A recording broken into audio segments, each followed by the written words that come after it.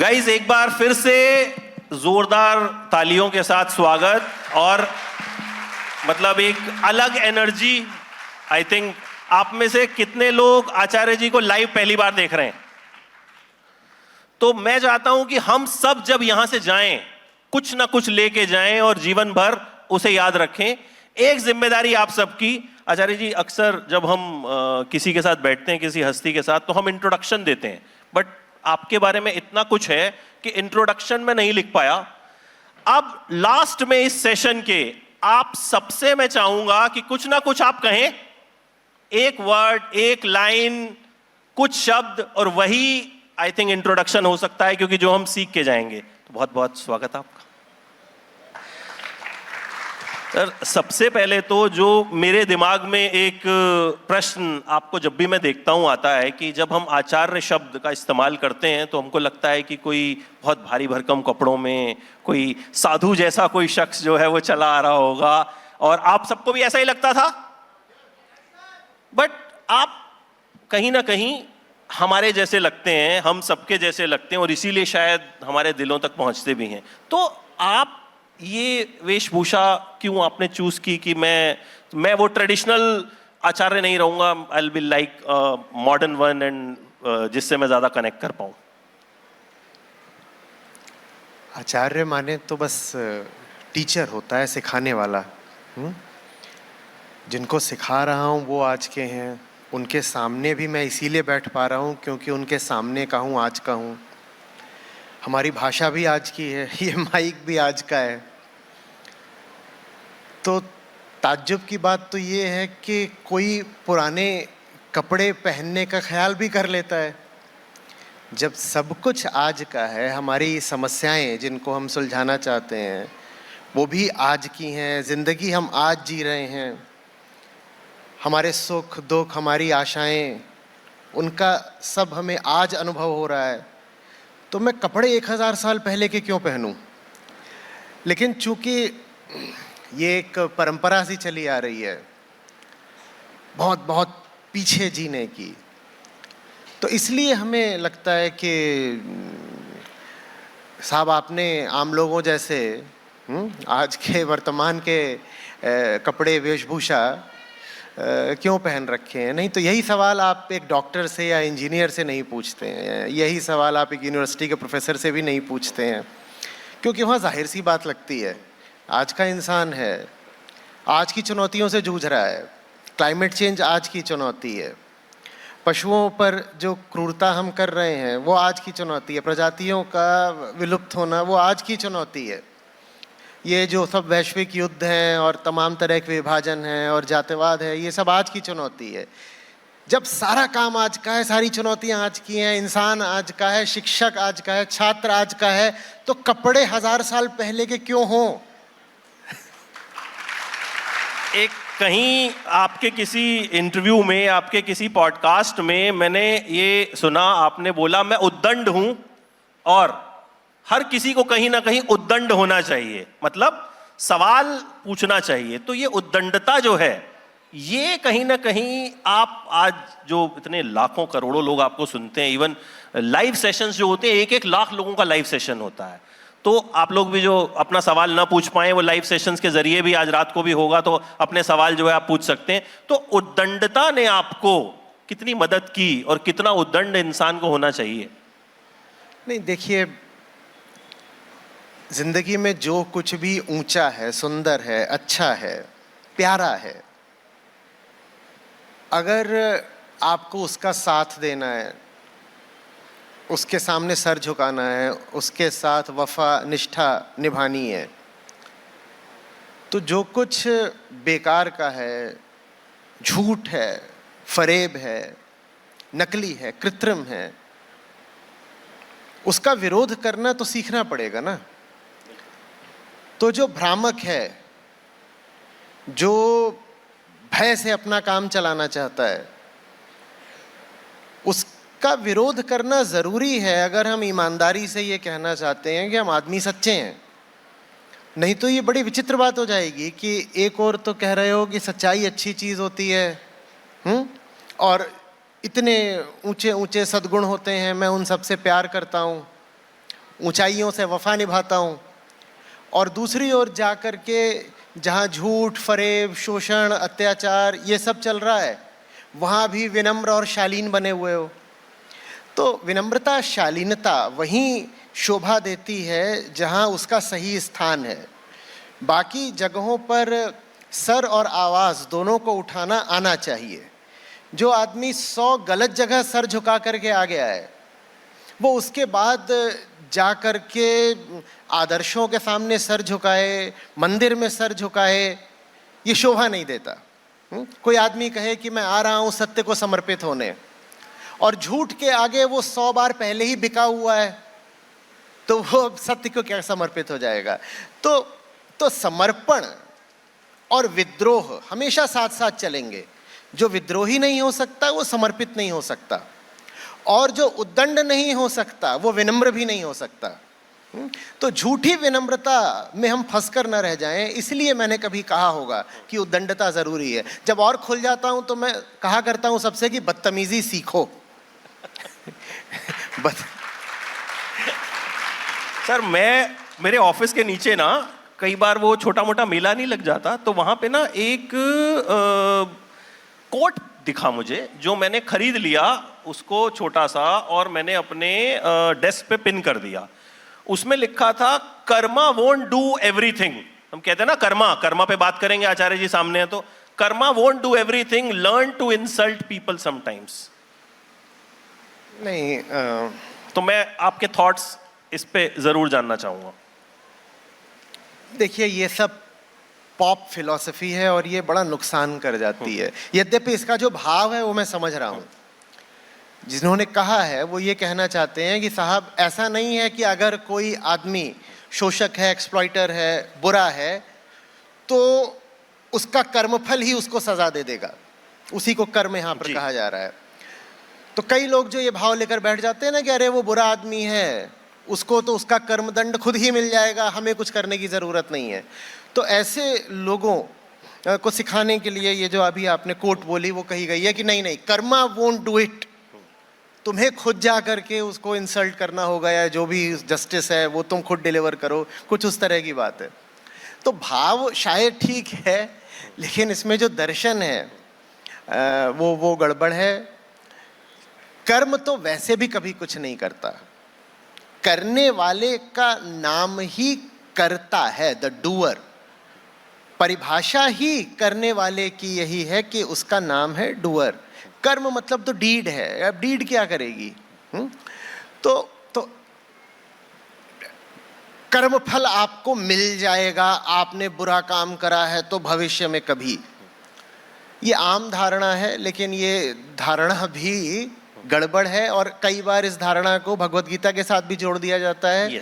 और वो बात भी गड़बड़ है। भगवत गीता ऐसा कुछ नहीं कहती कि तुमने आज अगर गलत काम करा है तो भविष्य में परिणाम मिलेगा, या आज तुमने अच्छा काम पुण्य करा है तो भविष्य में तुम्हारा कल्याण हो जाएगा। भगवत गीता ऐसा कुछ नहीं कहती है। भगवत गीता वास्तव में कर्म की अपेक्षा कर्ता को प्रमुखता देती है, उसी की बात करती है। कर्ता अगर बौराया हुआ है, विक्षिप्त है, पागल है, तो वो जो कुछ भी करेगा वो गलत ही होगा, अशुभ ही होगा। मैं अगर ठीक नहीं हूं, मेरा दिमाग एकदम अभी नशे में है, विक्षिप्त हूं मैं, तो मैं सीधे चलूं, दाएं चलूं, बाएं चलूं, पीछे चलूं, किधर को भी चलूं, मैं लड़खड़ा कर गिरूंगा ही। मैं अपना कर्म बदलता रहूंगा, कर्म की दिशा बदलता रहूंगा, लेकिन मैं जिस भी दिशा जाऊंगा लड़खड़ाऊंगा, गिरूंगा, चोट खाऊंगा और दूसरों को भी चोट दूंगा। मान लीजिए मैं गाड़ी चला कर जा रहा हूं तो खुद चोट लगे न लगे पर दूसरे को चोट दे दूंगा। तो बात कर्म की नहीं होती, बात कर्ता की होती है। मेरी हालत क्या है? और अक्सर अपनी ही हालत से मुंह चुराने के लिए हम कर्म कर्म कर्म कर्म चिल्लाने लग जाते हैं, क्योंकि कर्म सदा उस दिशा में होता है ना। Action requires an object. Object सारे बाहर होते हैं। आप जो भी कर्म करते हैं किसी विषय से संबंधित होता है, विषय सब उधर होते हैं। तो कर्म की बात करना माने विषय पर ध्यान देने लग जाना, और विषय पर आपने जैसे ही ध्यान देने शुरू कर दिया वैसे ही आप अपनी ओर देखना बंद कर देते हैं। तो भगवत गीता का भी जो संबंध कर्म से जोड़ दिया गया है, उसके पीछे भी अहंकार की साजिश है। कर्म की इतनी बात करो कि कर्ता कभी तस्वीर में आने ही ना पाए। और कर्ता कौन है? कर्ता डूअर है कौन? अहंकार, ईगो। तो ईगो खुद को बचाने के लिए डीड की बात करेगा, एक्शन की बात करेगा, डूअर और एक्टर की बात कभी नहीं करेगा। कर्म फल भविष्य में नहीं मिलता है, कर्ता की स्थिति ही उसका पुरस्कार होती है या उसकी सजा, उसका दंड होती है। मैं नहीं जानता और न जानने के कारण मैं गड़बड़ कर रहा हूं, गड़बड़ का दंड मुझे पहले ही मिल गया। एक तरह से कर्म फल कर्म से पहले ही हासिल हो गया।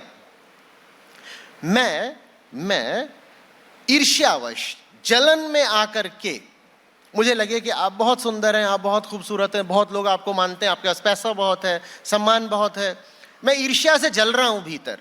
ईर्ष्या से जल करके मान लीजिए यहाँ कुछ हथियार रखा है, मैं उस हथियार से आपको मार दूं, मुझे कर्म फल आगे नहीं मिलेगा, पहले ही मिल चुका है। वो जो जलन है वो तो मुझे पहले ही अनुभव हुई ना, उसके बाद मैंने आपकी हानि की, तो कर्म फल तो कर्म से भी पहले आ गया। चोरी की सजा चोरी के बाद नहीं मिलती, चोरी की सजा यह होती है कि चोरी करने से पहले ही आप चोर बन चुके होते हैं। चोर पहले आता है, फिर वो चोरी करता है। अब चोरी की और क्या सजा मिलेगी, चोर तो बन ही चुके हो। लेकिन अहंकार को बड़ा अच्छा लगता है ये कहना कि कर्म फल कर्म के बाद मिलेगा, उसमें बड़ी सुविधा हो जाती है। अब मान लीजिए आपने कर्म कुछ कर डाला, चोरी कर ली, कहीं से आके मजे ले लिए, घूस कर ली, कुछ कर लिया। अब अपने आप को आप तर्क दे सकते हैं कि कर्म फल तो 5-7 साल बाद मिलेगा ना, 5-7 साल तो मजे ले लूं, और क्या पता 5-7 साल में मैं मजे लेके खा पी के मरी जाऊं, तब तो फिर मुझे कभी कर्म फल मिलेगा ही नहीं। तो कर्म फल को भविष्य में लंबित करना, ढकेल देना, यह भी अहंकार की साजिश है। कर्म फल भविष्य में नहीं मिलता, कर्म फल तो कर्ता की स्थिति का ही दूसरा नाम है। इस अर्थ में कर्म फल तो कर्म से भी पहले मिल जाता है। तो कोई भी इस गुमान में ना रहे, इस खुशफहमी में ना रहे कि कर्म का फल 1 साल बाद मिलेगा, 2 साल बाद मिलेगा या अगले जन्म में मिलेगा। कर्म का फल तो कर्म करने से पहले ही मिल गया। कर्ता पर ध्यान दीजिए, कर्म पर नहीं। ये गीता का संदेश है। ये बहुत, मुझे लगता है बड़ी खूबसूरत बात, बहुत अच्छे तरीके से समझाई आचार्य जी ने। मतलब अक्सर हमारी सोच तो यही होती है ना कि यार अभी कर देता हूं, बाद में देखी जाएगी, कुछ होगा नहीं होगा, बाद में हनुमान जी को प्रसाद चढ़ा देंगे, मान जाएंगे। आधे लोग तो ये भी करते हैं कि बजरंग बली को रख दिए भाई हमने 11 रुपए और मामला सेट है, मंगलवार देखिए, इंस्टेंट ग्रेटिफिकेशन पर दुनिया का सारा झूठ और सारे बाजार चलते हैं। और कितना बुरा कर लिया हमने कि गीता के सिद्धांत को भी हमने क्विक ग्रेटिफिकेशन में सहायक बना लिया। हम क्या कह रहे हैं? हम कह रहे हैं कि ये कोई ऐसी चीज रखी है जो खराब हो सकती है, इसके मजे तो तुम अभी ले सकते हो, पर इसका दुष्परिणाम तुमको 2 साल बाद मिलेगा। तो भीतर से तुरंत तर्क क्या आएगा? मजे तो अभी ले लो ना, 2 साल बाद की बाद में देखेंगे। और यही बात हमने एक आध्यात्मिक सिद्धांत बना दी कि परिणाम तो बाद में मिलेगा। होना यह चाहिए था कि हम समझते कि परिणाम बाद में नहीं मिलता, परिणाम त्वरित होता है, इंस्टेंटेनियस होता है, अभी मिलता है। कर्म से पहले ही कर्ता की स्थिति आ जाती है तो परिणाम तो तत्काल मिल जाता है। पर इस बात को अहंकार ने दबा दिया। गीता ने यह बात साफ साफ समझाने की कोशिश की, पर हमने गीता का अर्थ भी बिगाड़ दिया, विकृत कर दिया, और वही बिगड़ा हुआ अर्थ जो है वो समाज में प्रचलित हो गया। अच्छा, अब आप लोगों से मेरे 2-3 सवाल हैं और रिस्पॉन्स जरूर चाहिए, ठीक है? क्योंकि उसके बाद जो सवाल होगा वो आप ही के सबके काम का होगा। आप में से कौन है जो चाहता है कि आप या आपकी फैमिली में से कोई, आपके बच्चे, भाई बहन आईआईटी में चले जाएं? कोई नहीं चाहता? आईआईएम में चले जाएं, यूपीएससी क्रैक कर लें, आईएएस बन जाएं? आचार्य जी, आपने तीनों चीजें करी, फिर आपके जीवन में एनएसडी ने कुछ दस्तक दी, आपने कुछ प्ले किया और आपका रुख जो है वो कहीं ना कहीं मुड़ गया।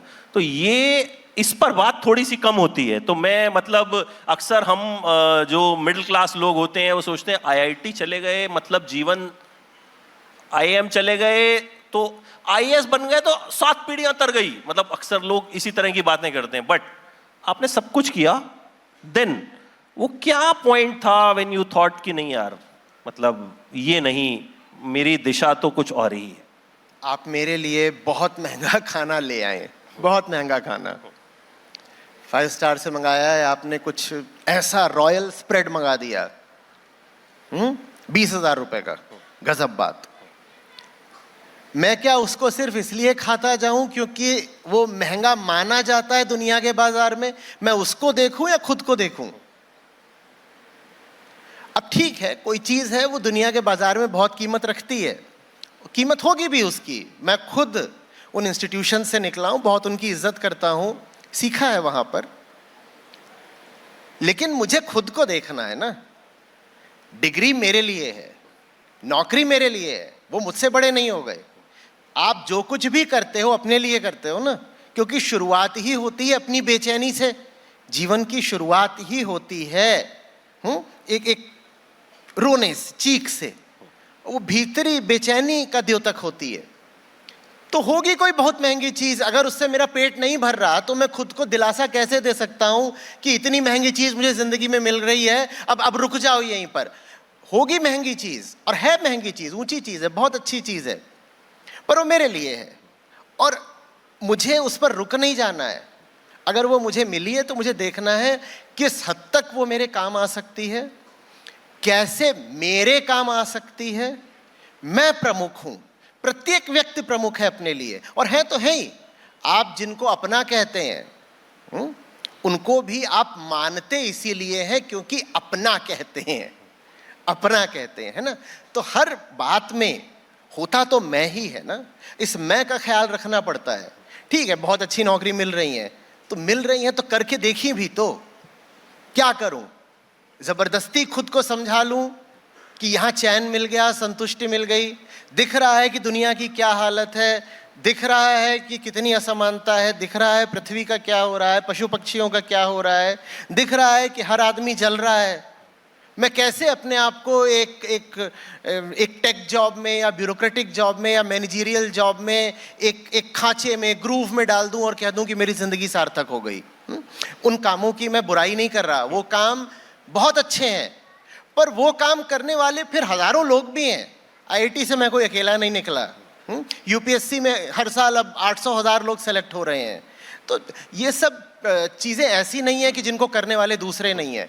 पर दूसरा एक काम है जिसको करने वाला मुझे कोई दिख नहीं रहा था और मेरी नज़र में वो दुनिया का सबसे ज़रूरी काम था, तो मैंने वो उठाया। जो ज़रूरी होगा वही करूँगा ना, जो मुझे ज़रूरी दिखाई दिया वो मैं कर रहा हूँ।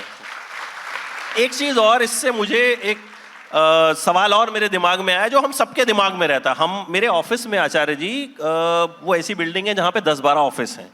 जब सब लोग लंच में नीचे आते हैं ना, सब एक दूसरे से पूछ रहे होते हैं तेरे यहाँ पे वैकेंसी है, तेरे यहाँ पे वैकेंसी है। आप में से कितने लोग अपनी जॉब से सेटिस्फाइड हैं? हाथ खड़ा कीजिएगा। कितने सेटिस्फाइड नहीं है? बाकी सब तो नहीं, कुछ न्यूट्रल भी होते हैं, तो कहते हैं चल रहा है। तो ये जो चीज होती है, हम सेटिस्फाई क्यों नहीं हो पाते? मतलब ये ह्यूमन नेचर है। जो हैं भी उन्हें भी लग रहा होगा कि नहीं यार, बॉस तो कुछ करता वर्ता तो है नहीं है, ठीक है, बेकार में 2 लाख रुपए इसको मिल रहे हैं, आता है 2-4 बार चाय पीता है, मीटिंग करता है, चला जाता है। तो ये जो सेटिस्फेक्शन लेवल है हमारा एज ह्यूमन बींग्स, कहीं ना कहीं जब मेरी तनख्वाह 20,000 थी तो मुझे लगता था यार जिस दिन 50 हो जाएगी ना भाई, उस दिन तो जीवन मतलब स्वर्ग बन जाएगा। बट जब तक 50 पहुंची तब तक तो मुझे लगा कि 50 की वैल्यू ही नहीं है। ये सेटिस्फेक्शन क्यों नहीं है हमारे अंदर? क्योंकि हमें सेटिस्फैक्शन से ज्यादा एजम्पशन प्यारा होता है। इसको देखेंगे तो मजेदार सी बात है। अगर मुझे सचमुच सेटिस्फैक्शन चाहिए होता तो मैंने ईमानदारी से पूछा होता कि ये डिससेटिस्फैक्शन क्या चीज है और किसको है। जिसको डिससेटिस्फैक्शन बुरा लगेगा वो बाकी सब कुछ छोड़ करके, हाथ धो करके इस डिससेटिस्फैक्शन के पीछे लग जाएगा ना। ये बेचैनी बला क्या है, उठती कहां से है, आती कहां से है, किसको आती है? पर हमें डिससेटिस्फैक्शन उतना बुरा नहीं लगता।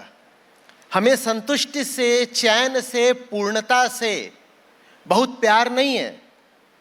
उससे ज्यादा प्यार है हमें हमारी मान्यताओं से। हमें चैन तो चाहिए, पर चैन से ज्यादा हमें हमारी मान्यताएं प्यारी हैं। कौन सी मान्यता? कि चैन उधर है। चैन चाहिए पर उधर से चाहिए। चैन फिर भले ही ना मिले लेकिन जाना उधर है। तो बताओ हमें ज्यादा प्यारा क्या है, चैन या संसार? संसार से चैन तो मिल नहीं रहा, अभी आपने कहा नहीं मिल रहा, किसी को नहीं मिल रहा, लेकिन फिर भी हर आदमी भाग संसार की ओर ही रहा है।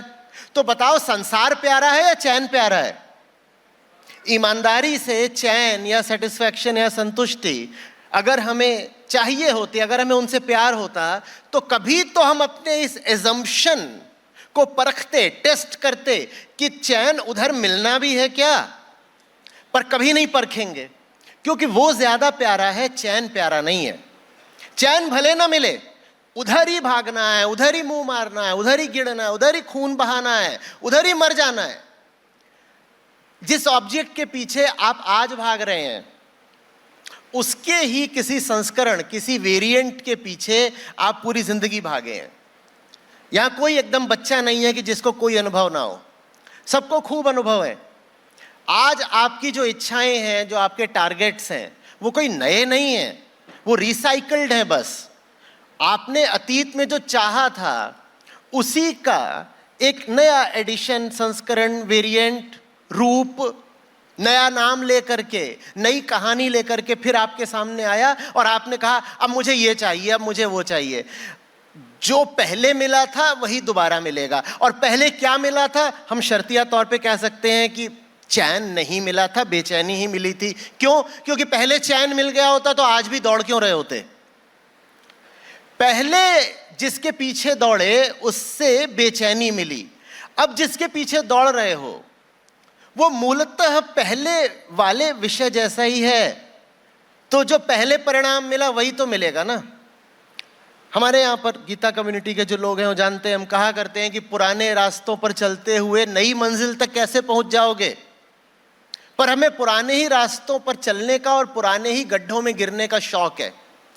जिसे चैन चाहिए होगा ना, वो गिरने का शौकीन नहीं रह जाता, वो चैन का प्रेमी बन जाता है। वो फिर ये नहीं कहता कि भागना तो उधर को ही है, भले ही वहां पर चोट मिलती हो, धोखा मिलता हो, दुख मिलता हो, पर जाऊंगा तो मैं दुनिया के बाजारों के पीछे ही। नई नौकरी चाहिए, नया घर चाहिए, नया रिश्ता चाहिए, नए बाजार चाहिए, कई बार तो नया देश चाहिए, नया बैंक अकाउंट चाहिए, और ज़्यादा इज्जत चाहिए, ये चाहिए, वो चाहिए, 100 तरह की चीज़ें चाहिए। सब किधर चाहिए? उधर चाहिए। चाहने वाला कौन है और वो सचमुच क्या मांग रहा है, इस पर ध्यान ही नहीं देना है।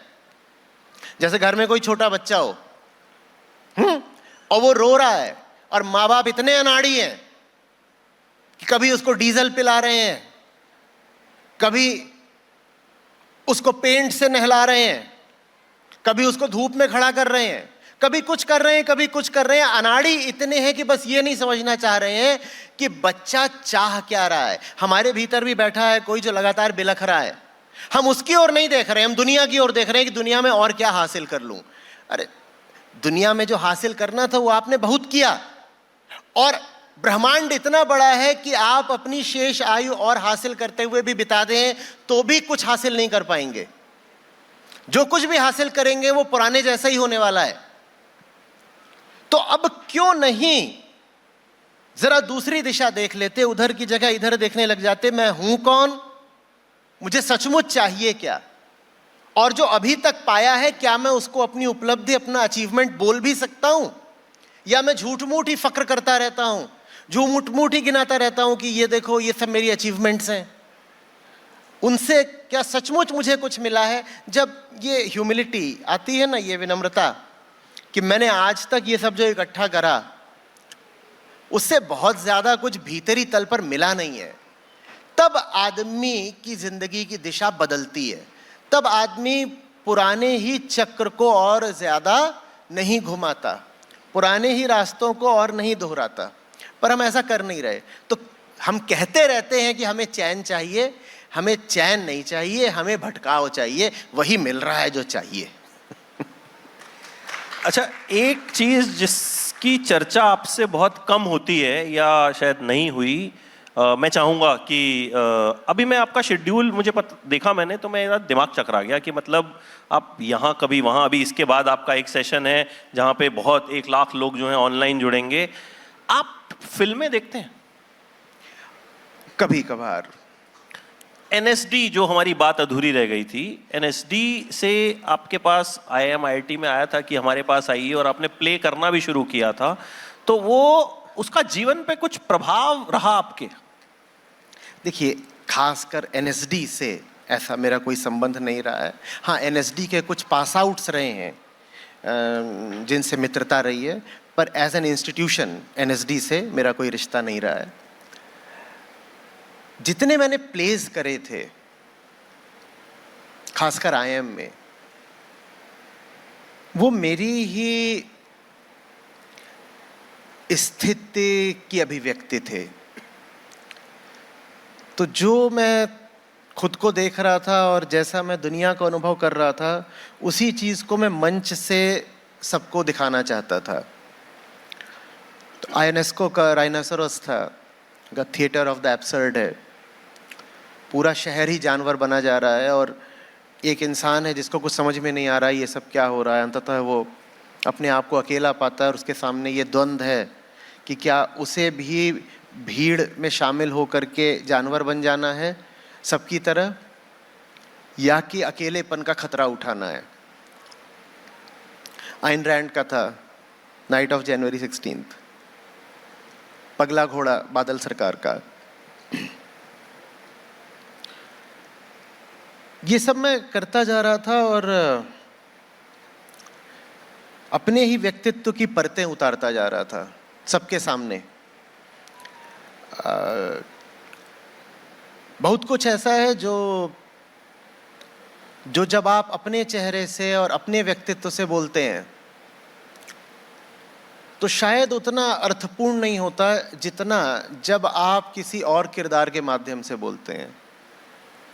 तो मेरे लिए वो काम मेरे नाटकों ने करा। फरवरी मार्च के महीने में आईएम में प्लेसमेंट होता है और जनवरी 22-24 के बीच में हमने एक साथ 2 नाटक करे थे। दोनों का डायरेक्शन मैंने किया था, दोनों का स्क्रिप्ट सिलेक्शन मैंने करा था। एक हिंदी में था, एक इंग्लिश में था, और दोनों में ही लगभग केंद्रीय भूमिका में ही निभा रहा था। वो मेरा विद्रोह था और वो मेरा दर्द था। एक व्यवस्था है, मैं उसका हिस्सा नहीं बनना चाहता था, पर मैं पा रहा था कि कोई दूसरा रास्ता सूझ नहीं रहा है। तो अपनी स्थिति को, अपने गुबार को मैं इस तरह से अभिव्यक्त कर रहा था। उन्होंने हाँ बहुत बिल्कुल मदद करी मेरी, और उसमें अभिनय तो था ही, अपनी आवाज़ भी थी।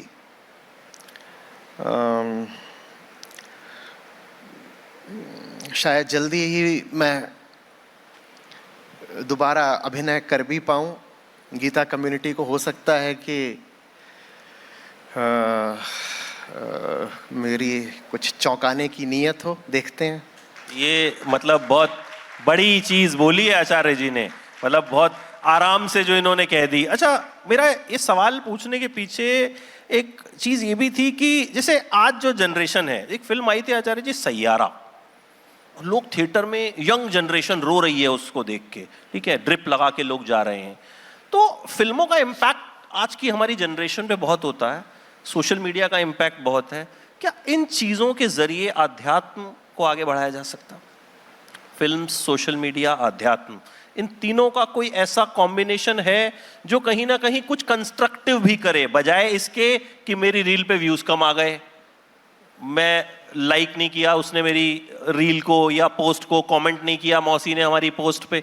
कुछ इस चीज को किसी कंस्ट्रक्टिव तरीके से इस्तेमाल किया जा सकता? शुरू में जब ये ट्रेंड आया था कि लोग सिनेमा हॉल में रो रहे हैं और वो जो आपने कहा ड्रिप लगा रहे हैं और बिलख रहे हैं और कपड़े फाड़ रहे हैं, तो मुझे भी विचित्र लगा था। पर फिर जब देखा कि 5-10 फिल्मों में एक के बाद एक यही हो रहा है, तो मुझे भी समझ में आ गया कि ये सब भी ऑर्गेनाइज्ड है, स्पॉन्सर्ड है, ये भी कुछ रियल नहीं है। कुछ भी रियल नहीं है, न जो पर्दे पर हो रहा है और न जो दर्शकों की ओर से हो रहा है। हाँ, it's a screen featuring a screen, screen featuring a screen. और यही बात अगर आप देख लें तो एक तरह से इन फिल्मों का सदुपयोग हो गया। क्या कि किस तरीके से फंसाया जाता है। एक स्क्रीन काफी नहीं थी तो एक स्क्रीन और बनाई गई जिसमें इस स्क्रीन को देखने वालों को दिखाया गया और दिखाया गया कि ये देखो पिक्चर इतनी अच्छी है कि वो पागल हुए जा रहे हैं पिक्चर देख करके। वो देखो लड़की बेहोश हो गई पिक्चर देखते देखते। यहां जो दिखाया जा रहा है वो तो फिक्शन है ही। जो उस रील में दिखाया जा रहा है कि लड़की इस फिक्शन को देखकर बेहोश हो गई, वो रील भी फिक्शन है। ठीक वैसे जहां यहां पर पेड एक्टर्स हैं, वो जो लड़की इस प्रदर्शन को देखकर बेहोश हो रही है वो भी एक पेड एक्टर है। माया का उपयोग यही है कि उसके आर पार देख लो, देखो कि कैसे इस पूरी दुनिया में सब रचा गया है तुम पर हमला करने के लिए, तुम पर कब्जा करने के लिए। एक तो बात यह है कि वहां जो दिखाया जा रहा है उसी के साथ बह गए। लिखने वाले ने, अभिनय करने वाले ने, निर्देशक ने चाहा कि आपके भीतर भाव उठे, हार्मोन्स उबलने लगे और आपके भीतर बिल्कुल वही हो गया। एक तो जीने का तरीका ये है, ये तो बड़ा मैकेनिकल, बड़ा इनर्शियल तरीका हो गया कि बाहर से आपको जिसने जिस तरफ को धक्का मारा आप निकल लिए। उसने सीन बनाया ही इसीलिए था कि आपको गुस्सा आ जाए और आपको गुस्सा आ गया। कई बार तो सीन सिर्फ गुस्से के लिए नहीं बनाए जाते, सांप्रदायिक गुस्से के लिए बनाए जाते हैं और आपके भीतर वो सांप्रदायिक क्रोध भी आ गया। कई बार सीन आपके भीतर जेंडर स्पेसिफिक इमोशंस उठाने के लिए बनाए जाते हैं। देखो सारी औरतें ऐसी बुरी होती हैं, किस किस तरीके से साजिश करती हैं। वो ये चाह रहा था कि धीरे से आपके भीतर भावना आ जाए और आप में आ भी गई, या वो ये चाह रहा था कि दिखा दे कि ऑल मेल्स आर ऑप्रेसर्स, आप में वो भावना आ गई। एक तो तरीका ये है फिल्म देखने का, और दूसरा तरीका ये है कि फिल्म के माध्यम से देख लो कि कैसे कैसे फंदे डाले जा रहे हैं। और ये दूसरा जो तरीका है फिल्म देखने का, ये ज्यादा मजेदार है। हर सीन में देखो कि तुम्हें फंसाने की कैसे कैसे कोशिश की गई है, ऐसे भी करके देखना, बहुत मजा आएगा। एक एक एलिमेंट पर ध्यान दो कि रोशनी कैसी रखी गई है, बोलने का अंदाज क्या है, कपड़े कैसे पहने गए हैं, शरीर कितना दिखाया जा रहा है, बैकग्राउंड म्यूजिक किस तरह का डाला गया है। और देखो कि सब कुछ करा जा रहा है सिर्फ इसलिए ताकि तुम फंस जाओ। और अगर ऐसे देख पाओ फिल्म को तो शायद दुनिया को भी ऐसे देख पाने की क्षमता शुरू करो, फिर फंसोगे नहीं।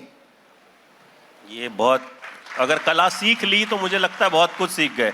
अच्छा, मेरे हाथ में आपकी जो किताब है ट्रुथ विदाउट अपॉलॉजी, ये खास इसलिए है कि ये आपने पूरी लिखी है। और मैं बड़े सारे, हालांकि इसमें बहुत सारे ऐसे इंटरेस्टिंग चैप्टर्स मुझे दिख रहे हैं। एक मुझे दिखा, loneliness is the first teacher. हम अक्सर शिकायत करते हैं, यार मैं तो अकेला हूँ यार।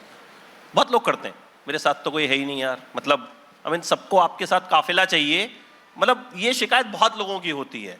अलोन, इंस्टाग्राम पे ऐसे सैड रील्स बहुत वायरल होती हैं। कुछ ऐसे पेजेस हैं जो इसी तरह की रील्स बनाते हैं क्योंकि उनको पता है कि आप में से बहुत से लोग हैं जो खुद को अकेला फील करते हैं या नहीं वो मुझे नहीं पता, वो आचार्य जी बताएंगे। लेकिन ये आपका टीचर कैसे है, ये समझाइए। टीचर तो सच पूछिए तो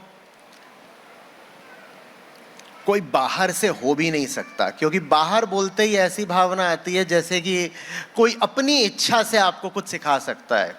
वो तो थोड़ी थोड़ी जबरदस्ती जैसी बात हो गई।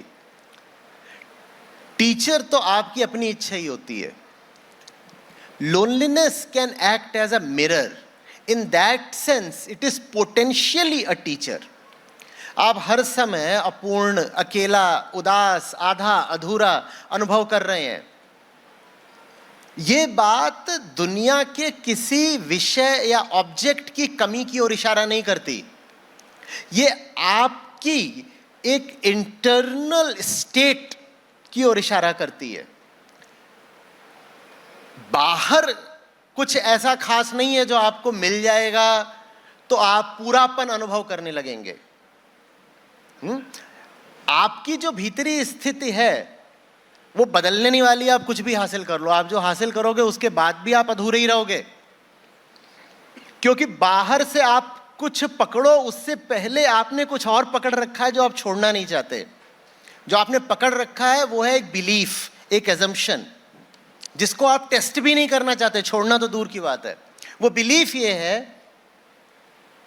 कि हर कोई लोनली है और कुछ मिल जाएगा दुनिया का तो कंप्लीट हो जाएगा। एक बार ये बिलीफ आपने पकड़ ली, एक बार इस बिलीफ को आपने ट्रुथ मान लिया, उसके बाद अब आपको दुनिया के पीछे दौड़ना ही पड़ेगा ना। हमको ऐसा लगता है कि हम दुनिया में कुछ पाना पकड़ना चाहते हैं। दुनिया में क्या पाओगे, पकड़ोगे? आपने पहले ही कुछ पकड़ रखा है। क्या पकड़ रखा है? एक एजम्पशन, एक मान्यता, एक बिलीफ। क्या? हूं तो मैं अधूरा ही, कुछ पाना जरूरी है। अब क्या पाना जरूरी है, इस पर डिबेट हो सकता है। कोई कुछ पाना चाहता है, कोई कुछ पाना चाहता है, लेकिन एक बात सब मानते हैं साझे तौर पर, हम सब अधूरे हैं। पूरी मानवता, 800 करोड़ लोग यही माने बैठे हैं कि हम अधूरे हैं। उनमें भिन्नता, डाइवर्सिटी, डिफरेंसेस बस ये है कि कोई कहता है कि मुझे नीला चाहिए, कोई कहता है मुझे पीला चाहिए, कोई कहता है कि मुझे जंगल चाहिए, कोई पहाड़ चाहिए, कोई कहता है मुझे आदमी चाहिए, कोई कहता है औरत चाहिए। इस तल पर तो उनमें भिन्नता हो सकती है, पर एक बात सब में साझी है, हम आधे अधूरे हैं, हमें कुछ चाहिए। तो आपने देखिए ना कि पहले ही किस चीज को गले लगा रखा है। कोई साथी तो आप बाद में पाएंगे गले लगाने के लिए, आपने अपनी मान्यता को ही गले लगा रखा है। मान्यता क्या है? I am incomplete. Now why not test this assumption? यही काम दर्शन करता है।